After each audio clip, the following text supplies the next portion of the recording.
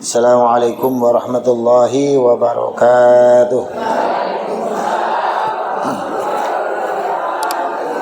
Alhamdulillah wassalatu wassalamu ala Rasulillah wa ala alihi wa sahbihi wa man walah.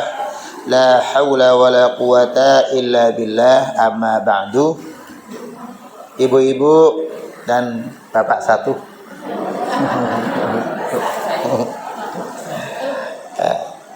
Alhamdulillah, Allah subhanahu wa ta'ala perkenankan kita semuanya untuk tetap di masjid ini guna melaksanakan salah satu dari kewajiban kita, yaitu senantiasa mengaji. Semoga mengaji ini merupakan salah satu dari aktivitas kita dalam kehidupan di dunia ini. Dan insya Allah dengan aktivitas yang terbaik itulah kita akan mendapatkan rahmat dari Allah subhanahu wa ta'ala. Salawat dan salam semoga senantiasa tercurah limpahkan kepada Nabi Muhammad sallallahu alaihi wasallam beserta para sahabatnya, para keluarganya, dan umatnya yang istiqamah dalam menjalankan ajarannya. Ibu-ibu dan bapak rahimakumullah, pada kesempatan yang lalu sudah sampai kepada babu ma yaquluhu min ayisa man ayisa min hayatihi.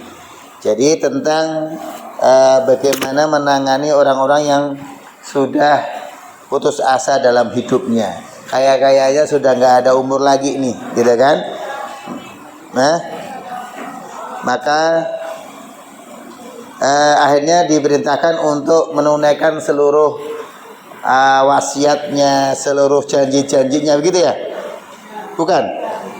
Ya kan? Janji-janjinya, menunaikan membayar hutang-hutangnya, gitu. Nah, yang tidak ada harapan kan, putus asa atau tidak ada harapan untuk hidup, ya kan? Apa yang diucapkan, zikir kan, gitu kan? Ma yaquluhu man ayisa min hayati. Orang yang tidak ada harapan hidup itu apa yang harus dia lakukan, apa yang harus dia ucapkan, ya. Di antaranya kan doa ada kemarin itu Allahumma firli warhamni wa alhiqni birrafiqil ala, sudah kan? Udah. Kemudian dilanjutkan dengan wa yustahabbu an yuktsira minal qur'ani wal azkar, akan memperbanyak, ya kan, membaca Al-Qur'an dan zikir-zikir, gitu kan? Benar, ya kan?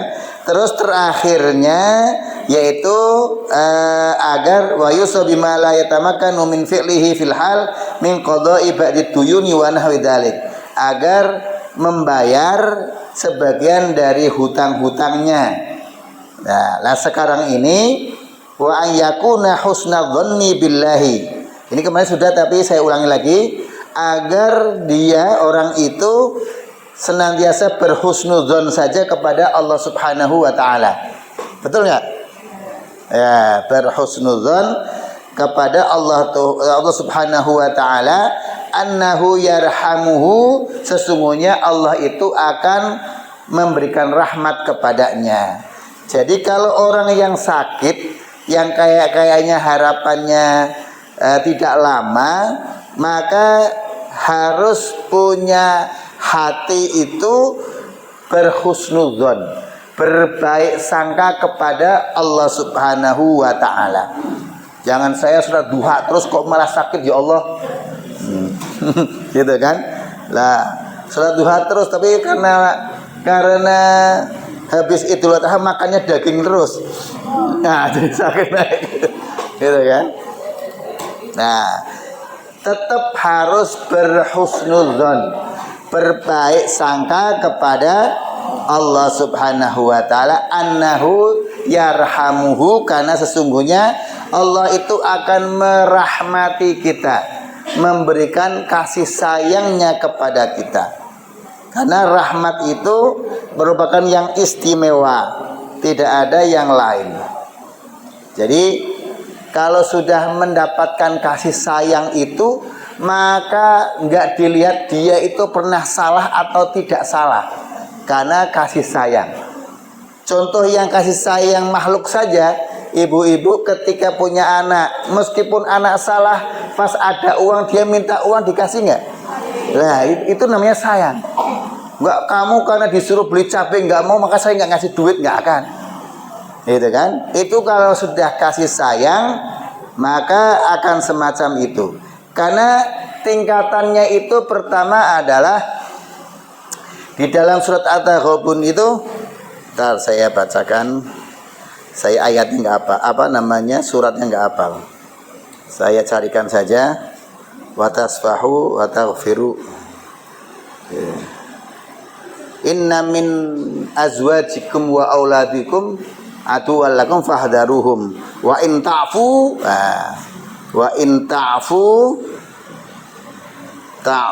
wa tasfahu. Nah ini surat At-Taghabun ayat yang ke-14. Kalau ibu-ibu baca silahkan. Surat yang ke-64. Itu tingkatan-tingkatan sampai dengan di dalam tafsir itu ada dengan rahmat paling tinggi. Yang pertama itu adalah hai orang-orang yang beriman, ya ayyuhalladzina amanu, gitu kan. Inna min azwajikum wa auladikum aduwallakum fahdharuhum. Sesungguhnya yang namanya pasangan-pasangan hidup kamu dan anak-anak kamu itu bisa menjadi musuh bagi kamu, maka fahdharuhum, hendaklah kamu berhati-hati. Ya. Wa in ta'fu, pertama adalah ta'fu. Sering ibu-ibu ketika sama temannya afwan ya. Nah, itu maaf bahasa Arabnya. Bahasa Indonesianya. Bahasa Arabnya afwan. Yang namanya maaf itu di dalam tafsir itu adalah menutupi kesalahan. Tapi kelihatan tetap ada, tapi ditutup. Gitu kan? Itu namanya maaf. Kemudian yang kedua adalah wa intafu wa tasfahu, as-safhu. Itu artinya adalah tidak menghukum. Tahu salahnya tapi tidak dihukum. Gitu kan? Wa taghfiru, dan yang namanya ghufron, yang namanya ampunan, ya kan? Itu tidak pernah mengingat lagi kesalahan. Ada salahnya tapi tidak diingat. Tetapi ada yang paling fa innallaha ghafurur rahim. Sesungguhnya Allah itu maha ghafur, ghufran terakhir, maha mengampuni, enggak mengingat salah. Rahimun, dan kasih sayang. Ya kan? Sudah semacam itulah Allah Subhanahu wa taala. Jadi ada tiga, maaf, as-safhu, ghufran, maghfirah, ya. Dan yang terakhir adalah rahmah. Maka rahmah ini ada pada diri zat Allah Subhanahu wa taala. Wa annahu yarhamuhu, dan dia Allah Subhanahu wa taala itu sesungguhnya akan memberikan kasih sayangnya kepada kamu. Maka kita itu mengharap kepada Allah itu agar Allah memberikan rahmat kepada kita. Maka masuknya surga manusia, kita semuanya kok masuk surga itu esok karena rahmatnya Allah. Bukan karena kerja keras kita, karena kita taklim. Bukan karena kita sering ngaji. Bukan karena kita sholatnya sehari 7 waktu kalau ada. 5 waktu, ya. Mewajibkan, kalau 7 waktu kan mewajibkan duha sama tahajud, kadang-kadang begitu kan. Tapi mewajibkan dirinya sendiri, nggak boleh yang lain, gitu. Itu kalau meskipun semacam itu, ketika masuk surga hakikatnya bukan karena amaliyah kita, tetapi karena rahmat kasih sayang Allah Subhanahu wa taala. Itu. Jadi semacam itu. Kalau ditimbang antara kebaikan kita, ketaatan kita kepada Allah dengan kemaksiatan kita kepada Allah, kayaknya. Kenapa kayaknya? Nah, meskipun kebaikan, ketaatan, amal ibadah, amal soleh itu dilipat gandakan minimal 10, tetapi terkadang kalau dibanding-bandingkan dengan keburukan kita itu banyakkan keburukannya. Karena apa? Kadang-kadang kelihatannya amal soleh tapi hati kita buruk. Ya, yang tahu diri kita sendiri dan Allah Subhanahu wa ta'ala. Maka kita bermohon kepada Allah agar Allah memberikan rahmat, kasih sayang kepada kita semuanya. Amin ya rabbal alamin. Begitupun ketika sakit yang sudah tidak ada harapan, maka harus berhusnuzon. Karena sebagaimana hadis qudsi, ya, hadis qudsi yang diriwayatkan oleh Rasulullah SAW, sebagaimana yaitu apa? Mengatakan ana inda dhanni abdi bi. Aku ini tergantung dari prasangka hambaku. Kalau prasangkanya baik, maka insya Allah baik. Kalau prasangka kita kepada Allah buruk, ya buruk sendiri. Maka apapun bentuknya kejadian, maka berprasangkalah kepada Allah dengan prasangka yang baik. Gitu kan? HP hilang, prasangkanya kepada Allah yang baik. Mungkin gara-gara belum zakat nih saya, sedekahnya kurang. Gitu kan? Jadi berprasangkanya kepada Allah baik, kepada diri kitanya koreksi. Kejedot tembok, ya berprasangkanya kepada kitanya tidak baik, oh ini kurang hati-hati, tetapi berprasangkanya kepada Allah baik. Aduh kejedot, barusan pusing kayaknya hilang nih gara-gara kejedot. Jadi tetap itu berprasangka, gitu kan? Gitu kan? Yang migrain semuanya atau yang apa sakit kepala gitu gara-gara kejedot, kayaknya migrainnya jadi hilang nih. Udah berprasangka baik aja, nggak usah berprasangka buruk. Waduh kejedot nih, bisa-bisa uratnya patah nih. Kalau malah repot kan? Uratnya putus, nanti bocor, gimana nih di dalam? Lah, malah repot sendiri. Nggak usah gitu. Itu husnudzon, ya. Maka Allah berfirman di dalam hadis qudsi, bukan di Al-Qur'an, yaitu ana inda dhanni abdi bi. Aku ini tergantung dari prasangka hambaku kepadaku. Wa yastahdhiru fi dhihnihi annahu haqirun fi makhluqatillahi ta'ala. Ya, dan menghadirkan, ya kan, di dalam pikirannya, ini yang paling penting juga, hadir di dalam pikirannya. Hatinya bisa bagus, kepinginnya bagus, tapi pikirannya tetap jelek kan bisa. Maka hadirkan dalam pikirannya annahu haqirun fi makhluqatillahi ta'ala. Hadirkan dalam pikirannya itu bahwasanya dirinya itu adalah orang yang hina di antara makhluknya Allah. Ya Allah, saya itu banyak salahnya ya Allah, kayaknya hina banget. Saya itu kelihatan penampilannya bagus tapi hati saya jelek ya Allah. Untuk itu ya Allah ampuni aku. Jadi mohon ampunnya itu benar-benar, kadang-kadang kan mohon ampun pada pikirannya sombong, ya kan? Nah, bisa jadi begitu. Bisa jadi kelihatannya nasihatin begini, tapi kan tuh ibu-ibu pada ngangguk-ngangguk hebat kan saya, pikiran saya begitu, itu jelek juga. Ya bisa jadi, namanya orang kan ibu-ibu gak ngerti, gitu kan? Nah maka doakan supaya ikhlas gitu, jangan ntar yang masuk surga ibu-ibu kita nyanyi Ustaz malah enggak, repot malahan, ya kan? Jadi itu hati-hati, gitu kan? Makanya saya itu jarang ngaji duduk di sini nih, jarang, karena gara-gara ini nih.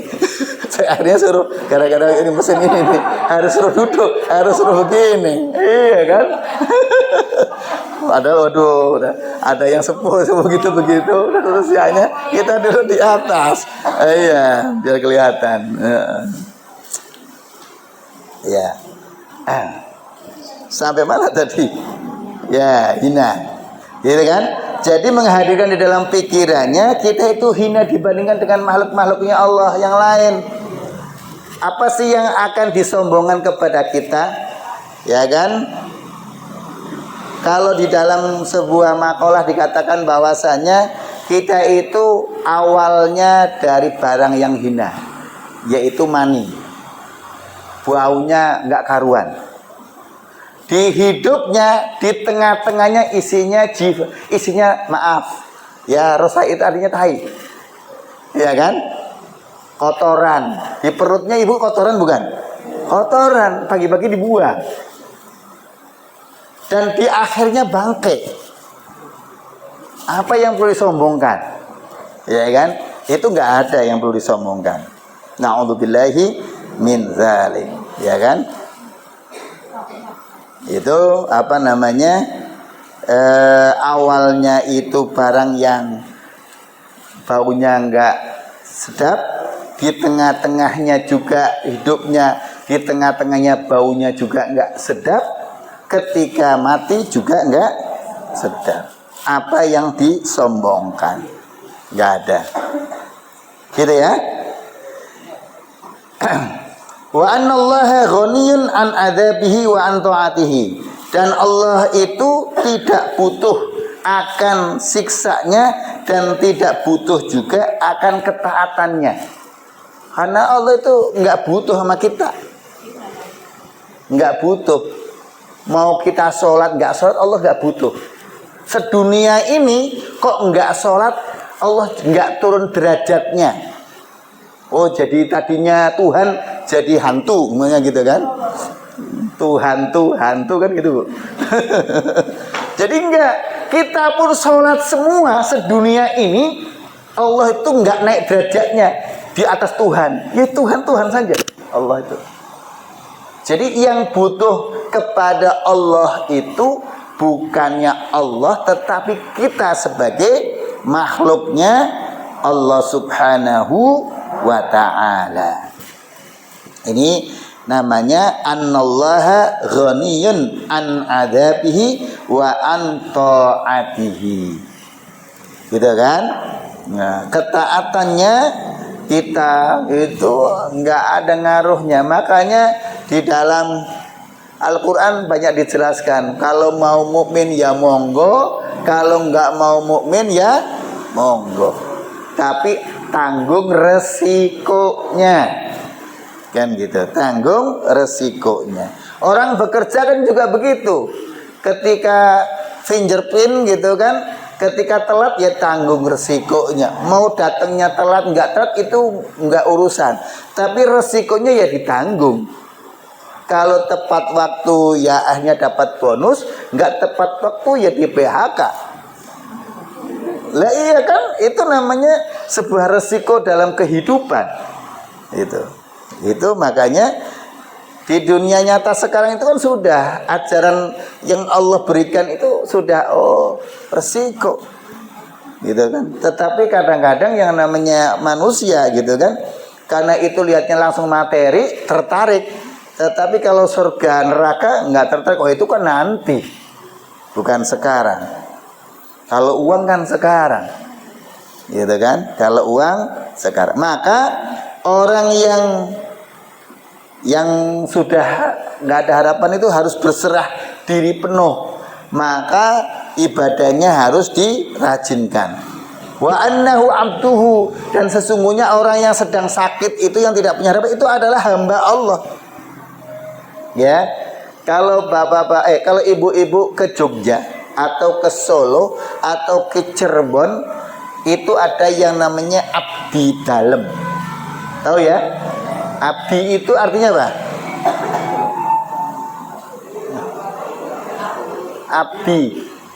Abdi itu dari kata abdun, hamba. Ya kan? Hamba atau budak. Maka yang namanya abdi di kerajaan, di keraton itu disuruh apa saja mau. Suruh masuk ke sumur juga mau. Karena namanya juga hamba, namanya juga budak, namanya juga abdi. Gitu kan? Lah itu cerminan mengambil dari kata abdun, Allah. Kita diperintahkan oleh Allah apa saja harusnya mau. Tetapi resikonya kalau di abdi dalam kan cuman nggak dikasih gaji, dikasih makan doang. Ya kan, gajinya dikit. Ya kan? Tetap karena pengabdian ada seorang raja. Tetapi ini rajanya diraja, malikin nas, rajanya manusia. Maka pengabdian kita kepada Allah sebagai abdun itu akan membuahkan hasil yang terbaik, ya kan? Baik itu di dunia ataupun di akhirat. Wala yatlubul afwa wal ihsan was safha wal imtinana illa minhu. Untuk itu kita tidak usah mencari, ya kan, ampunan, kebaikan, permaafan, karunia kecuali dari Allah. Kalau sudah yang namanya harapannya sudah tipis, mau minta apa lagi? Mau minta ke dokter kayak apa? Dokter saja sudah nyerah. Ini kayaknya sehari 2 hari lagi nih Pak, gitu kan? Oh gitu ya, ya sudah. Maka orang yang begitu udah pasrah saja kepada Allah Subhanahu wa Ta'ala, hanya mohon ampunannya, mohon kebaikannya, karunianya itu dari Allah Subhanahu wa Ta'ala, nggak usah dari yang lain. Itu. Wa yustahabbu an yakuna muta'ahidan bi qiraati ayatin minal Qur'anil azizi fir roja'i wa yaqra'uha bi sautin raqiqin aw yuqra'uha lahu ghairuhu wa huwa yastami'. Ya, disunahkan agar berkomitmen, berjanji pada dirinya sendiri, ya kan, untuk membaca ayat-ayat Al-Qur'an yang mulia. Ya. Bisa penuh harap firrojai, penuh harap bisautin raqiqin wa yaqra'uha bisautin raqiqin, dan membacanya dengan suara yang pelan saja. Yang sudah nggak bisa apa-apa, mau suaranya a'udzubillah, nggak bisa. Ya otomatis gitu kan, dengan suara yang pelan. Yang dihafalin kulhu, ya ada kulhu terus gitu kan. Baca kulhu, akhirnya karena nggak ngerti kulhu itu apa, kulhu itu bukan kulhu Allah, gitu kan, ahad. Itu baca semacam itu, baca Al-Quran yang banyak. Kalau ternyata tidak bisa membaca Al-Quran, au yuqra'uha lahu ghairuhu wa huwa yastami'u, atau orang lain yang membacakan. Ya, au yaqra'uha lahu, ya au yaqra'uha lahu ghairuhu wa huwa yastami'u.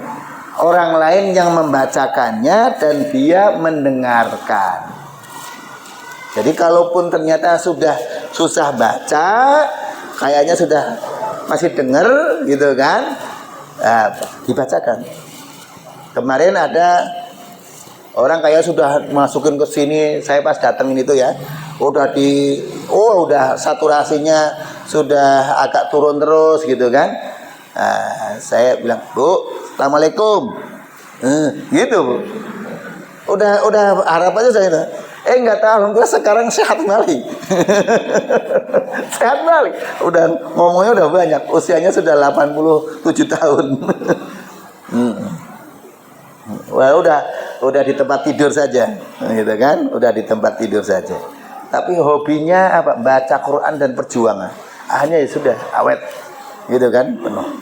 Ada saudara saya di Magelang itu usianya 98 tahun. Sekarang masih hidup. Itu minta kepada Allah supaya, ya kan, senantiasa sampai akhir hayatnya tetap bisa baca Quran. Jadi 98 tahun itu masih fasih baca Quran. Duduk itu sampai begini, alhamdulillah, itu masih gerak.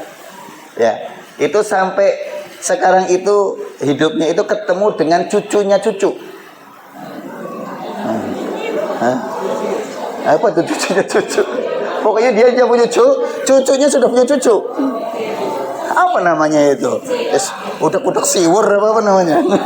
Apa cangga apa? Pokoknya itu dah gitu kan. Nah, ya, hidupnya di Magelang. Itu 98 tahun. Nah, namanya Sofia. Ya, itu. Masih hidup sekarang, Bu. Itu naik kan, kalau diajak ke, kadang-kadang dibawa ke Tangerang, anaknya ada di Tangerang, itu naik ke lantai 2 masih bisa. Masih bisa. Karena sebagian itu mengatakan justru kalau sudah usianya agak sepuh itu, ya kan, dari awal itu sudah diajarin di lantai 2 supaya apa? Terlatih ototnya tidak mengecil. Tapi rata-rata karena sayangnya anak kepada orang tua, udah sepuh di bawah saja, udah mau turun saja kalau bisa kakinya diturunin, akhirnya kan lemes, gitu kan? Udah nggak pernah gerak, cepet capek, ya sudah, gitu kan? Ini ke lantai 2 masih itu 98 tahun. Kita masih hidup apa nggak tahu itu 98. Ini. Ya, itu orangnya masih ada sampai sekarang. Masih ada. Lah itu sempat sudah diundang semuanya, cucu-cucunya sudah diundang, sudah masuk rumah sakit, sudah masuk ICU. Nggak taunya 2 hari kemudian bangun lagi sehat lagi. Sehat lagi. Nah ini. Ya, ada sesuatu yang lebih. Jadi gitu ya. Au yaqra'uha lahu ghairuhu wa huwa yastami'u. Ya, dia dibacakan sementara dia mendengarkan. Kalau ternyata harapan hidupnya sudah kecil. Wa kadzalika yastaqra'u ahaditsar rijal. Ya kan? Juga dibacakan dibacakan padanya hadis-hadis tentang kepemimpinan. Semangat, kali-kali semangat hidup gitu kan?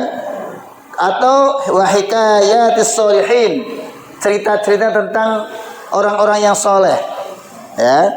Jangan cerita apa namanya, dulu itu ada cerita buku namanya Koping Ho, lah jangan.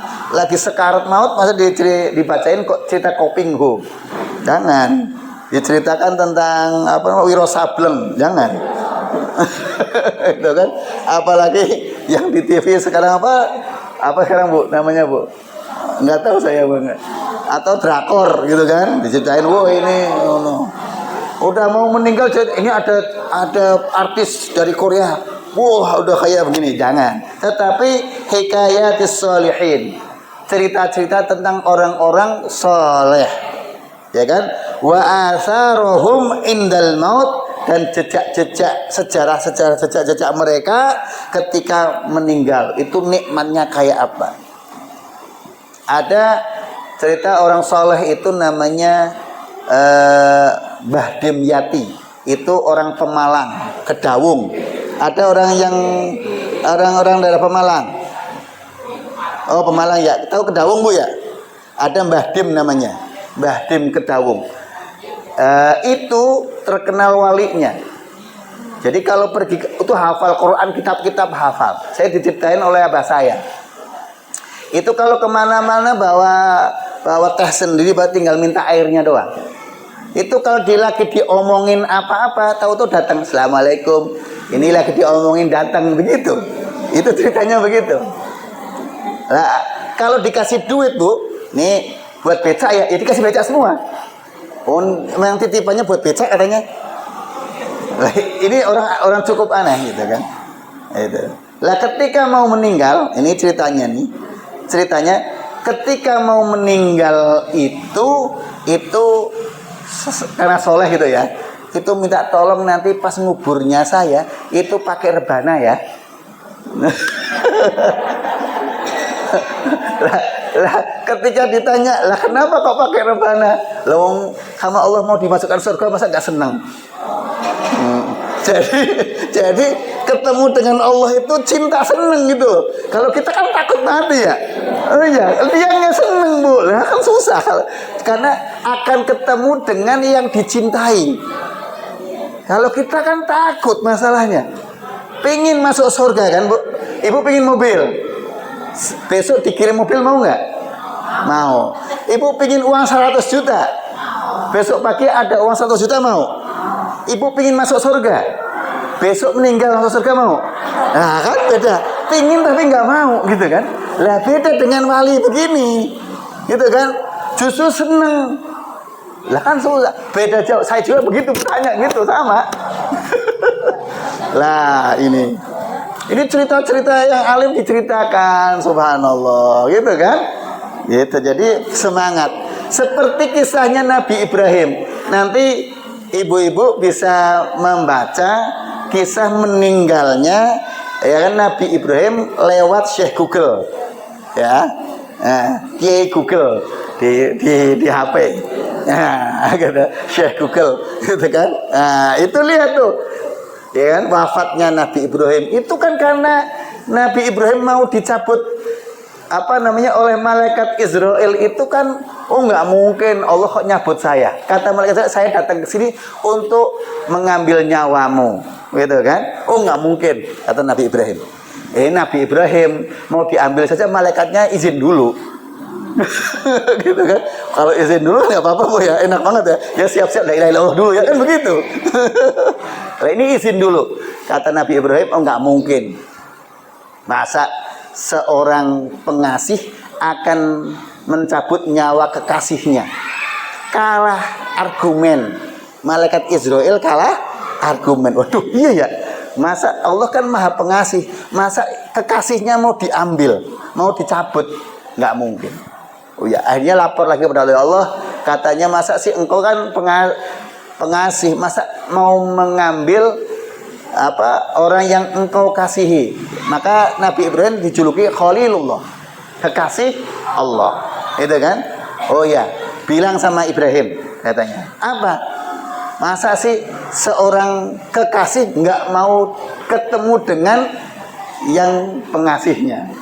Kalah ternyata. Oh iya ya, karena yang disayang, dikasihi itu Allah Subhanahu wa Ta'ala, maka ketika keping ketemu tuh seneng banget. Seneng banget. Lah, itu tingkatannya belum kita kayaknya. Ya kan? Belum kita. Kita malah ketika cepat-cepat ketemu Allah malah takut. Malah takut. Aduh, gimana nih ya? Lah ya. Nah, kayaknya anak saya baru nikah satu, yang satu masih kecil, perlu biaya banyak, kan begitu pikirannya. Tapi kalau mau yang mainnya sudah diambil, mau itu kecil, mau itu masih orok, nggak peduli, ya kan? Maka kapanpun, dimanapun, maka siap, harus siap. Ya, itu nasihat saja. Saya sendiri masih susah ya. Bareng-bareng aja perbaikan. Berbaik bersama, gitu kan? Wa ayakuna khairuhu mutazayidan. Maka hendaklah kebaikannya itu senantiasa harus bertambah. Gitu kan? Harus bertambah. Yang tadinya hafalnya kulhu saja, ya ditambah, gitu kan? Ditambah ayat kursi, Yasin, Ar-Rahman, gitu kan. Wah, itu banyak banget, gitu kan. Ya sudah, Al-Falaq, An-Nas ditambah. Jangan sampai sudah 10 tahun nggak nambah-nambah. 10 tahun nggak nambah-nambah. Nambah. Yes, pokoknya hafalnya kul 3. Kul a'udzu binnas, kul a'udzu falaq, kul huwallahu ahad. Ada kul 3. 3 kul. Ya. Sedekahnya juga ditambah, gitu kan? Ditambah. Ada orang sebenarnya setiap hari datang, kita pengennya setiap hari pengen sedekah pagi-pagi 1.000 rupiah, gitu kan? Ada ketimbang nyari-nyari orang kemana-mana 1.000 rupiah kan ribet. Kok ada orang datang setiap hari keluarin 1.000, alhamdulillah ya Allah, terima kasih ya Allah. Saya mau ngeluarin 1.000 setiap hari susah payah, kok ini ada yang datang. Tapi kadang-kadang kita sumpek. Ya kan? Padahal cuma ngasihnya 1.000, masih sumpah juga datang tiap hari gitu. Padahal 1.000.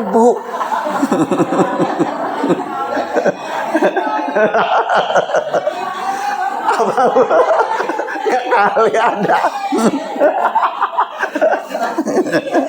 Kok kali-kali ada gitu. Tapi gini, karena orang pagi hari itu ketika kita sedekah ada 2 malaikat. Kalau saya yakinnya begitu aja. Memang artinya kadang-kadang sebel, tetapi ditabrak, gitu kan? Karena yakin ada 2 malaikat yang turun, yang satu mendoakan, ya kan? Bagi mereka yang sedekah di pagi hari, ya kan? Apa? Allahumma a'ti munfiqan khalafan. Ya Allah, berikanlah kepada orang yang berinfak itu khalafan, pengganti yang banyak. Yakin aja udah. Pokoknya ngeluarin 1.000 jadinya 5 juta aja udah gitu. Ya kan? Ya 5 juta itu nggak harus uang 5 juta. Keluarganya harmonis, sehat walafiat, dan begitu. Kalaupun sakit sebentar saja gitu kan, paling batuk, pilek dikit gitu aja udah. Kalau nggak pernah sakit terus menerus ya namanya Fir'aun kan gitu. Malah harus ditanya, ya Allah ini ada bukan ya Allah, kok nggak saya kok nggak pernah sakit ya Allah kan begitu. Gitu ya. Wa ayakuna khairuhum mutazayidan. Kebaikannya itu kalau bisa senantiasa bertambah. Wa yuhafidhu 'ala sholawati, dan menjaga sholatnya. Kadang-kadang kalau sudah sakit sedikit nggak sholat, udah nggak usah sholat nggak apa-apa. Lah kan malah sholat itu yang pertama kali dihisab oleh Allah. Selama masih pikirannya masih sehat, masih bisa ngomong, meskipun nggak bisa digerakkan itu badan, maka kewajiban sholat harus dilakukan. Kalau anak-anaknya saya, makanya pesan kepada anak-anak, nah kalaupun terjadi sakit yang kayak asal masih berakal sadar, ingetkan mamah ya, ingetkan papah ya, supaya tetap sholat.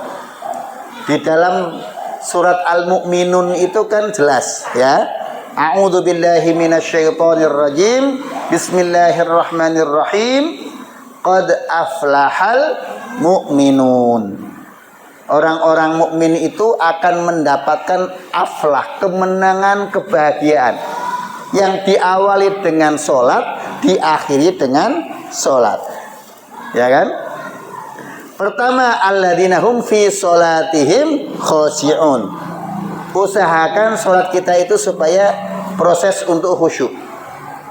Diakhiri perjalanan hidupnya itu ada menjaga kehormatan, zakat dan sebagainya, ditutup dengan walladzinahum ala sholawatihim yuhafidun, agar menjaga, memelihara sholat-sholatnya.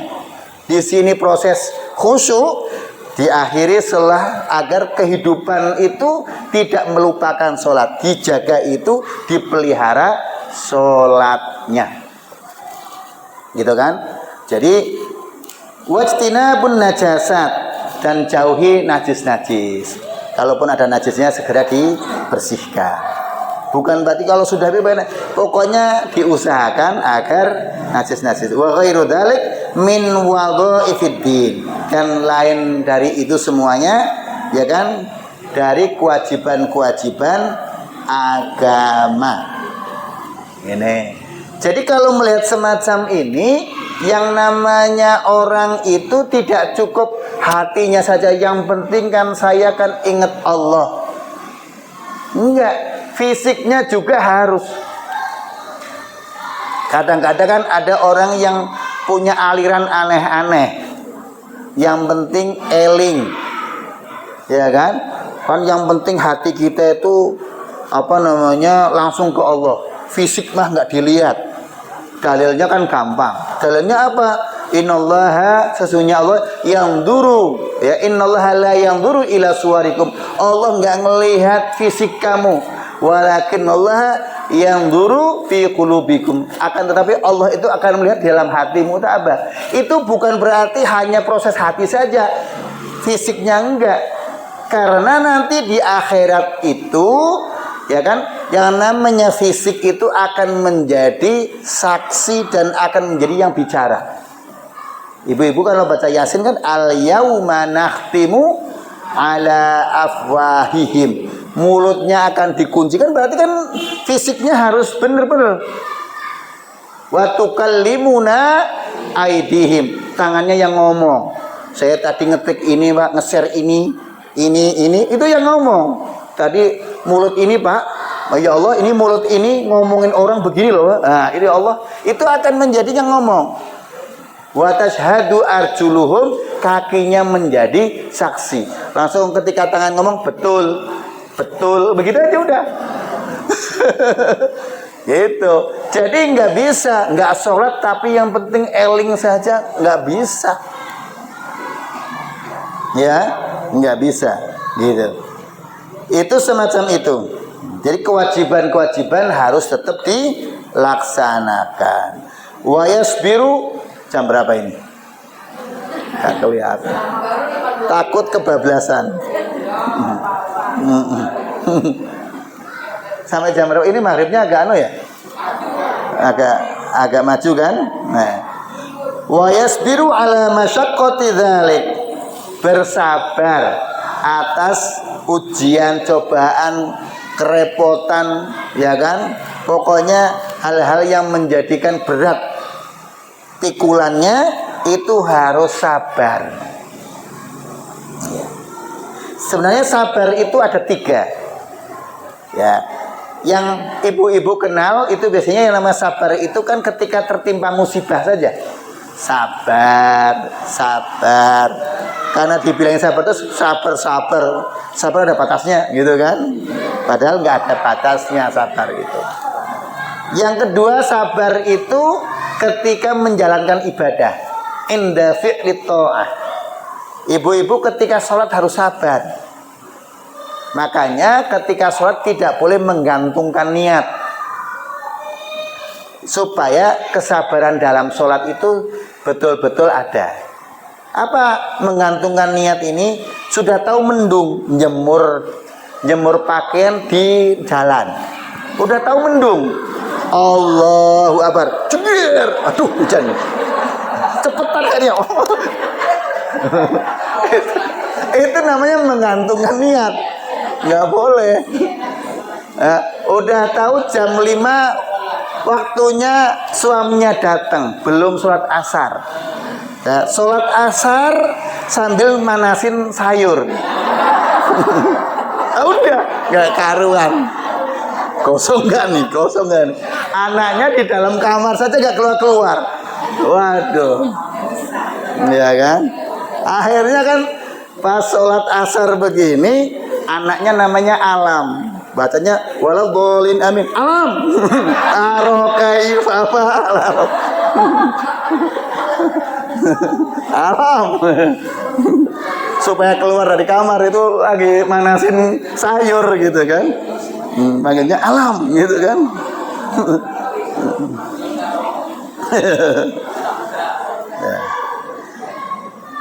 Ya, jadi wayasbir, sabar ketika menjalankan ketaatan. Jadi Allahu Akbar, jangan buru-buru. Kayak orang terawih di Jawa Timur itu, alhamdulillah dolin amin, over dolin amin gitu. Kan ada Bu ya, terawih ya. Itu namanya nggak sabar sholat itu. Sabar itu tumak ninah, ya kan? Itu sabar. Yang ketiga sabar inda tarkil maksiyah. Ketika meninggalkan kemaksiatan juga harus sabar. Ya kan, karena godaan meninggalkan maksiat, orang yang biasanya latahnya jelek, itu supaya tidak latah jelek susah Bu. Itu perlu tantangan. Malah dimarahin sama temannya, begitu saja nggak bisa. Emang gampang katanya gitu nih. Kebiasaan. Gitu. Maka itu harus didukung ini, karena sebagaimana pada zaman Rasulullah SAW itu orang-orang itu sudah hobi yang namanya teler, yang namanya minuman keras itu sudah menjadi kebiasaan, ya kan? Lagi ngobrol-ngobrol di situ sambil minum-minuman, itu sudah menjadi kebiasaan. Maka ajaran Islam itu mengharamkan minuman keras itu sabar, pelan-pelan, ya kan? Pelan-pelan. Pertama, Al-Quran mengatakan, yang namanya minuman khamr itu ada manfaatnya, juga ada bahayanya. Tetapi bahayanya lebih besar daripada manfaatnya. Mikir orang, iya, ya sudah saya kurangin dah, yang tadinya sehari 10 kali menjadi 6 kali. Kan begitu. Sudah. Nggak taunya ada peristiwa ketika sholat, imam sholat sambil mabok. Ada Bu, zaman dulu itu ada ngimamin sholat sambil mabok. Bacanya Allahu Akbar, baca ayat muter-muter nggak selesai. Kayak baca surat Qoya, muter buta nggak karuan. Artinya berubah semuanya. Akhirnya muncul turunlah ayat la taqrabus sholata wa antum sukara. Jangan deketi sholat saat kamu sedang mabuk. Minimal ketika mau ada sholat nggak mabuk dulu, ya kan? Jadi kalau asar, maghrib, isya nggak mabuk. Nanti mabuknya bisa. Akhirnya berencana semuanya, yuk kita mabuknya habis isya aja. Gitu kan? Udah itu. Jadi mabuknya habis isya. Nah, habis subuh. Kan lumayan. Berarti cuma 2 kali mabuknya. Yang tadinya sekian banyak. Itu pelan-pelan, sabar gitu kan? Enggak langsung kamu pokoknya saat ini harus berubah. Enggak.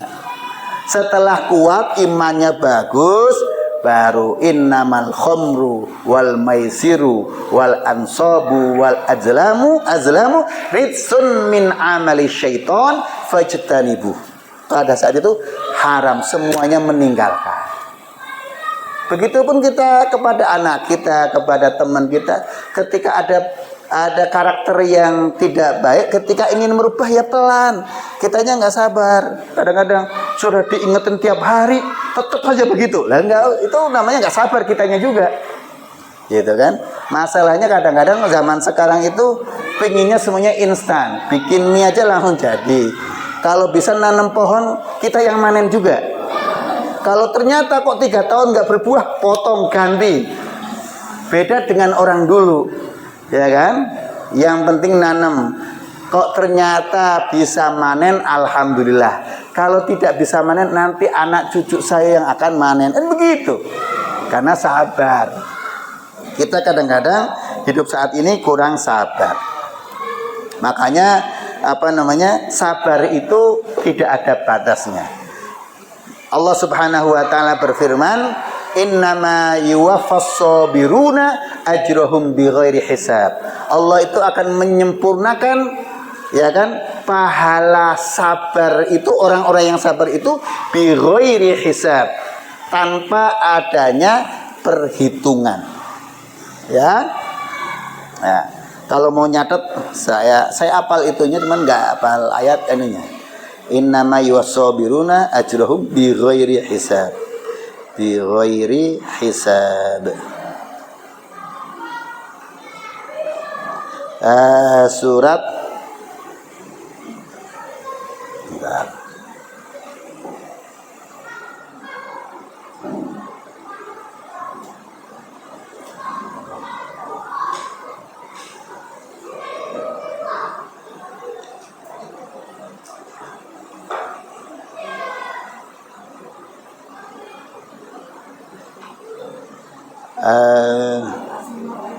ada berapa?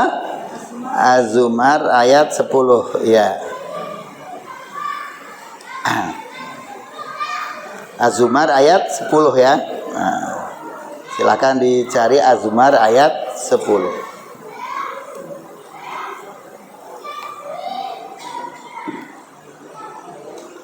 Udah ketemu ya? Udah ketemu. Alhamdulillah. Itu. Jadi Allah akan menyempurnakan pahala orang-orang yang sabar itu bighairi hisab, enggak dihitung. Jadi enggak usah dibatasin itu sabar. Oh, sabar itu ada batasnya, enggak ada. Ya, maka wa yasbiru ala masyaqqah. Apapun bentuk kesulitan yang ada, keberatan yang ada, harus sabar. Ya, wal yahzar minat tasahuli fi dzalik. Hati-hati. Ini saya peringatan. Minat tasahuli, menganggap atau ada anggapan enteng, anggapan remeh tentang demikian. Malah dikompor-komporin. Iya ya, Allah kayaknya kamu sakit lama banget nggak sembuh-sembuh. Lah malah itu kan. Ini kayaknya Allah nggak sayang sama kamu. Ya jangan, nggak boleh. Harus diberikan kesabaran. Sabar itu tanpa patah arang, nggak mudah patah arang, itu namanya sabar. Yang namanya sabar itu tidak mudah putus asa, itu namanya sabar. Ya. Jadi makanya contoh-contoh orang sabar itu adalah ulul azmi, nabi-nabi yang 5. Tahu ulul azmi minim ya, siapa? Nabi Musa, Ibrahim, Nuh, Isa, Muhammad. Itu ceritanya penuh dengan sabar. 950 tahun, pengikutnya hanya 80. Bayangin. Lah kita kadang-kadang dakwah sebentar saja kok nggak sadar-sadar marahnya. Nah itu Nabi Nuh, Nabi Ibrahim semacam itu juga, gitu kan?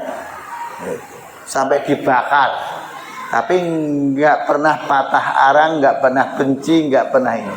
Nabi Musa orangnya garang, orangnya sering protes. Makanya ketika dakwah ke Fir'aun itu Allah berikan bekal kepada dia, wa qula qawlan layyina. Hendaklah ketika menghadap Fir'aun itu dengan kalimat-kalimat tetap kalimat yang lembut, jangan kasar.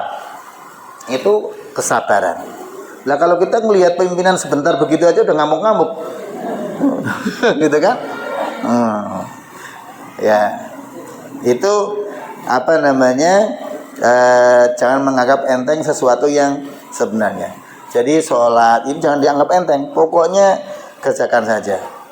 Fa inna min akbahil qaba'ih ay yakuna akhiru ahdihi minad dunya allati hiya mazra'atul akhirah at-tafritu fi ma wajaba alaihi aw nadaba ilaihi.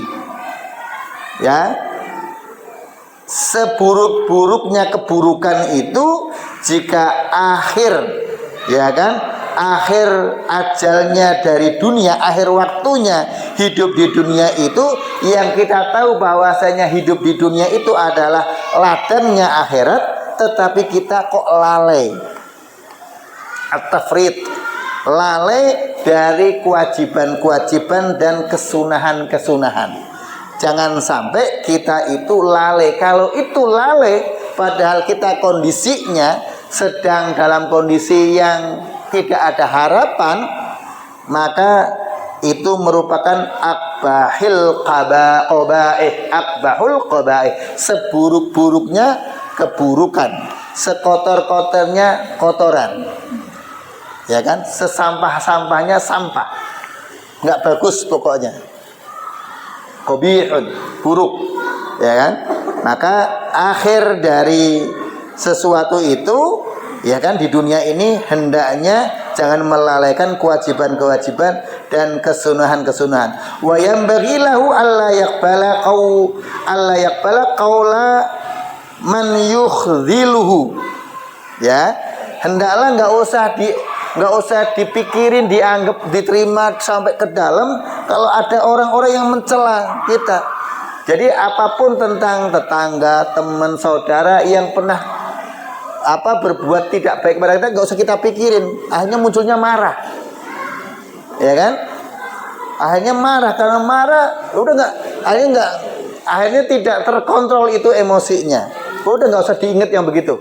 Ya, ngingetnya adalah bagaimana kita menjadi ketika selesai dari dunia ini, kita itu memenuhi kewajiban dan kesunahan yang baik, ketaatan kepada Allah Subhanahu wa ta'ala. Ya kan, kita kan rugi Bapak Ibu-ibu ya.